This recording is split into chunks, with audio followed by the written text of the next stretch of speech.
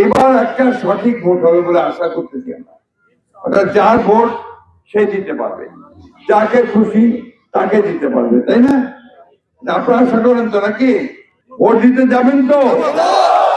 একদিন পর একটা সুযোগ আছে, মাহমুদেরা যাবেন তো ইনশাআল্লাহ।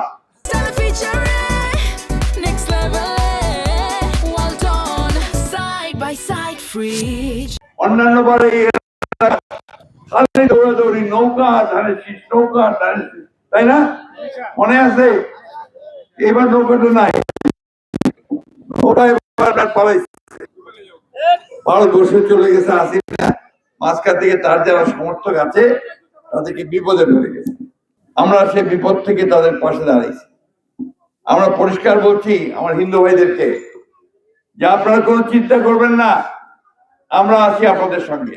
যারা অন্যায় করছে তাদেরই শুধু শাস্তি হবে, যারা অন্যায় করেনি সাধারণ মানুষ তাদেরকে আমরা আমাদের বুকের মধ্যে রেখে আসবো, সাথে রাখবো, ঠিক না? দেশে একটা শান্তি নিয়ে আসার চেষ্টা করবো, এটাই এখন আমাদের সবচেয়ে বেশি দরকার। আপনার কাজ যে করবে তাকেই তো আপনি ভোটটা দিবেন নাকি? আমি তো আপনাদের পরীক্ষিত লোক। আজকাল প্রায় দেখা যায় যে আপনার খালি সুযোগ পানি খালি চুরি করে, ঠিক না? আমি তো আপনাদের সঙ্গে দীর্ঘকাল ধরে কাজ করতেছি, 91 সাল থেকে। অন্তত আপনাদের কাছে জোর গলায় বলতে পারি যে কারো কাজ করে দেওয়ার জন্য আপনাদের কারোর কাছ থেকে আমি একটা পয়সাও নিইনি, এক কাপ চাও খাইনি। কাজে ভাইদের কাছে আবেদন, এই শেষ ভোটে আপনারা আমাকে দয়া করে একটু সমর্থন দিবেন, আমাকে ধানের শীষে ভোট দিবেন, তাহলে ইনশাল্লাহ আমি আপনাদের কিছু কাজ করার সুযোগ দিবেন তো? ঠিক আছে, বলেন। আমাদের কিন্তু আপনার একটা প্রতিপক্ষ আছে, নৌকা নাই কিন্তু আরেকটা মার্কা আছে তো। কি মার্কাটা?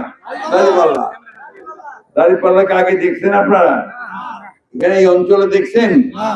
91 সালে ছিল, আমাদের ছেলেরা দেখে নাই। 91 সালে দাঁড়িপাল্লা ছিল, তখন আপনারা খুব কম ভোট পাইছিলেন, ঠিক না? তা আমার কথা হচ্ছে যে আমি আপনাদের পরিচিত, দীর্ঘকাল ধরে আপনাদের সঙ্গে কাজ করে এসেছি, কোনদিন আপনাদেরকে ছেড়ে যায়নি। ইনশাআল্লাহ আগামী নির্বাচনে আপনারা যদি আমাকে সমর্থন করেন তাহলে আপনাদের আমি বাকি কাজগুলো করার চেষ্টা করব। খবরের কাগজ, নিখাদ, নির্ভীক, নিরপেক্ষ।